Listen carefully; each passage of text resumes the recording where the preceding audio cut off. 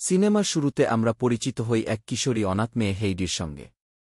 ছোটবেলা থেকে সে তার খালার কাছে বড় হয়েছে, কিন্তু কিছু কারণে খালা আর তাকে নিজের কাছে রাখতে পারছিল না।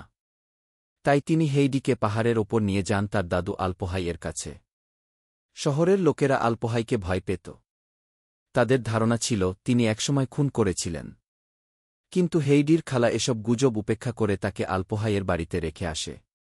পাহাড়ে উঠতে গিয়ে হেইডি তার শক্ত জামা খুলে ফেলে, আরাম বোধ করে এবং প্রকৃতি উপভোগ করতে শুরু করে। বাড়িতে পৌঁছানোর পর আলপোহাই হেইডিকে রাখতে রাজি হন না।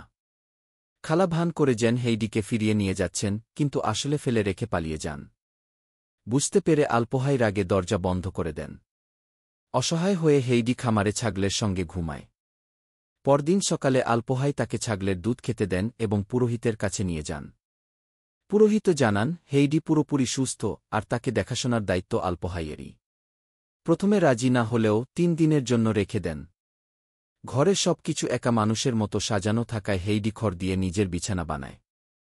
পরের দিন সে পরিচিত হয় এক ছেলের সঙ্গে, পিটার। প্রতিদিন সে আলপোহাইয়ের ছাগল চড়াতে নিয়ে যায়। একদিন আলপোহাই হেইডিকে তার সঙ্গে পাঠান। দুপুরে হেইডি আনন্দে খেতে বসে, কিন্তু পিটার চুপিসারে তার খাবার খেয়ে ফেলে। ধরা পড়লে সে ছাগলের দোষ দেয়। হেইডি রাগ করে বলে পিটার আর কখনো ছাগলকে লাঠি দিয়ে মারবে না, এর বদলে সে তার খাবার ভাগ করে দেবে। কিছুদিন পর হেইডি বুঝতে পারে মানুষ আলপোহাইকে নিয়ে মিথ্যা অভিযোগ ছড়িয়েছে। আলপোহাই তাকে বোঝান অন্যের কথায় বিশ্বাস না করে নিজের হৃদয়ের কথা শুনতে। হেইডির মন নরম হয়, দাদুকে জড়িয়ে ধরে এবং খুশি হয়ে চিলেকোঠায় ঘুমাতে যায়। দিন যায়, হেইডি আর পিটার ভালো বন্ধু হয়ে ওঠে। আলপোহাইও ধীরে ধীরে হেইডিকে নিজের জীবনে জায়গা দেন। একদিন পিটার জানায় সে স্কুলে যাবে, তাই আর বেশি সময় খেলতে পারবে না। হেইডিও স্কুলে যেতে চায়, কিন্তু শীতে যাতায়াত কষ্টকর হবে ভেবে আলপোহাই পাঠান না। শীতে বন্দী হয়ে হেইডি একঘেয়ে হয়ে পড়ে। তখন আলপোহাই কাঠ দিয়ে খেলনা বানান, স্লেজ বানিয়ে তাকে ঘুরতেও নিয়ে যান। একদিন হেইডি যায় পিটারের বাড়ি। তার মা আর দাদিকে দেখে বোঝে তারা দারিদ্র্যের মধ্যে কত কষ্ট করে বেঁচে আছেন। এতে হেইডির দাদুকে আরও ভালোবাসতে শেখে।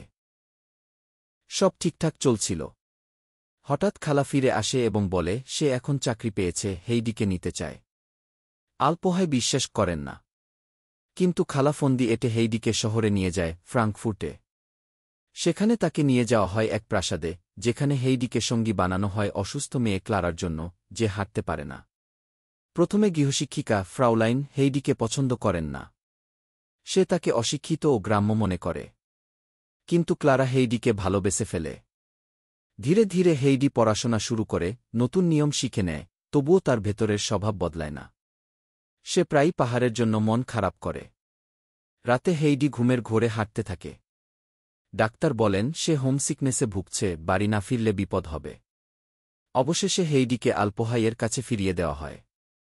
হেইডি ফিরে আসায় গ্রামের সবাই আনন্দে মেতে ওঠে।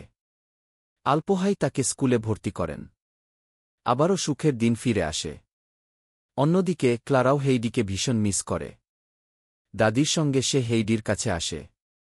2 বন্ধু আবার মিলিত হয়। হেইডি তাকে পাহাড় দেখায়।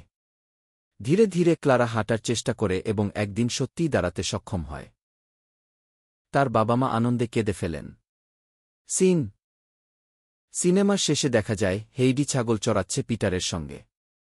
তার হাতে একটি ডায়েরি ক্লারার দাদি উপহার দিয়েছিলেন। এখন সে শুধু ছাগল চড়ায় না, নিজের স্বপ্ন লিখে রাখে। এইভাবেই সিনেমাটি এক হৃদয়ছোঁয়া মুহূর্তে শেষ হয়।